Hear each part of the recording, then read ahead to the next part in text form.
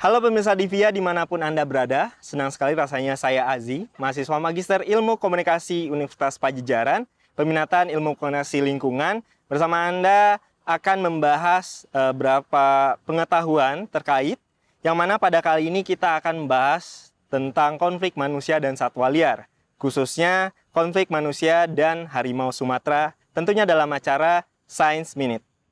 Konflik manusia dan satwa liar bisa kita pahami sebagai sebuah kondisi di mana aktivitas manusia dan satwa liar bertemu sehingga merugikan salah satu pihak ataupun kedua belah pihak. Nah, kalau kita ngobrolin tentang isu harimau Sumatera, tentunya ini tidak aneh lagi ya di Indonesia karena harimau Sumatera merupakan salah satu hewan endemik dari Pulau Sumatera yang mana saat ini kondisi mereka sangat miris karena mereka berada di ambang kepunahan. Dalam pedoman penanggulangan konflik manusia dan satwa liar, khususnya harimau Sumatera, konflik sendiri dibagi atas 4 kondisi. Yang pertama yaitu ketika harimau Sumatera memasuki kawasan yang ditinggali oleh manusia. Yang kedua yaitu saat harimau Sumatera memangsa ternak. Yang ketiga yaitu di saat harimau Sumatera memangsa manusia. Dan yang keempat yaitu saat harimau Sumatera menjadi buruan oleh manusia. Pemirsa Divia dimanapun Anda berada, perlu kita ketahui bahwa harimau Sumatera merupakan salah satu subspesies dari 3 subspesies yang ada di Indonesia. Dan sangat disayangkan bahwa 2 spesies lainnya itu sudah berada di titik kepunahan, yaitu harimau Bali dan juga harimau Jawa.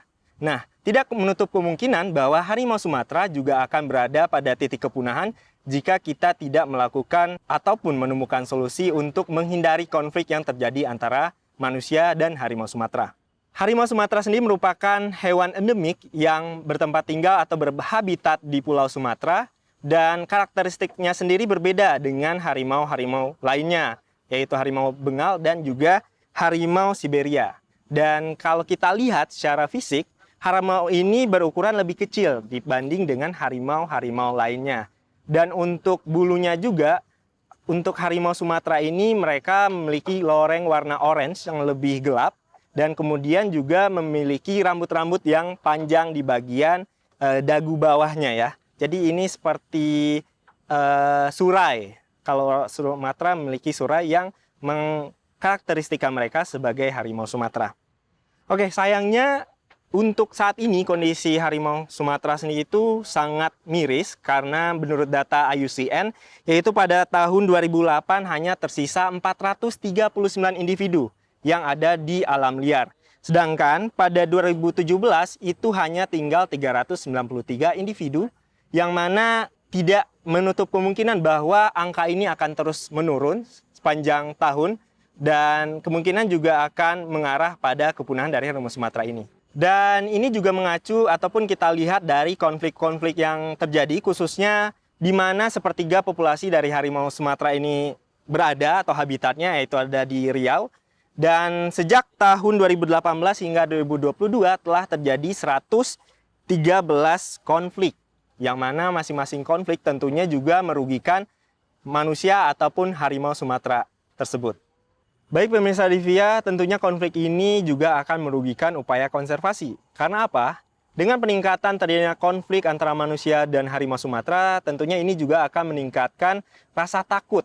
Seperti kita yang alami, misalnya ketika kita melihat bahwa ada orang diterkam harimau, kemudian ada kasus harimau menyerang manusia, ataupun ada kasus harimau masuk ke dalam perkampungan warga, itu akan meningkatkan rasa takut kita. Dan ini juga terjadi di masyarakat luas, yang mana berujung pada anggapan bahwa harimau Sumatera adalah ancaman, yang mana mereka juga beranggapan harimau Sumatera sebagai hama, dan akhirnya mereka memutuskan untuk berburu harimau Sumatera itu, dan tentunya ini juga akan mengakibatkan bahwa berkurangnya populasi dari harimau Sumatera itu sendiri. Pemirsa Divia dimanapun Anda berada, tentu kita juga harus paham apa saja sih yang menjadi pemicu konflik antara manusia dan harimau Sumatera ini. Yang pertama yaitu adanya perburuan. Tentunya perburuan adalah sebuah tindakan ilegal. Ini berlaku apakah perburuan terhadap satwa liar harimau Sumatera itu sendiri ataupun kepada satwa liar yang menjadi makanan dari harimau Sumatera itu sendiri. Misalnya, ketika harimau Sumatera kehilangan pakan yang ada di alam, mereka juga akan mencarinya keluar hutan dan akhirnya berdampak kepada konflik. Ataupun ketika harimau Sumatera itu sendiri yang menjadi tujuan buruan, Tentunya ini juga akan berakibat pada berkurangnya populasi harimau Sumatera. Selain perburuan ilegal, yang menjadi tantangan untuk terjadinya konflik manusia dan satwa liar ini adalah pemasangan jerat.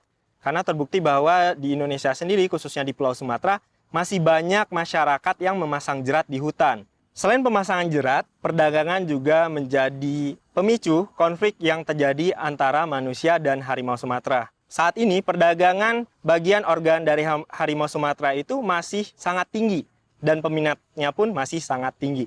Padahal terkait dengan perburuan, pemasangan jerat, dan perdagangan ini sudah diatur dalam ketentuan-ketentuan yang berlaku. Bahkan IUCN telah merilis data bahwa perburuan harimau Sumatera itu sangat dilarang.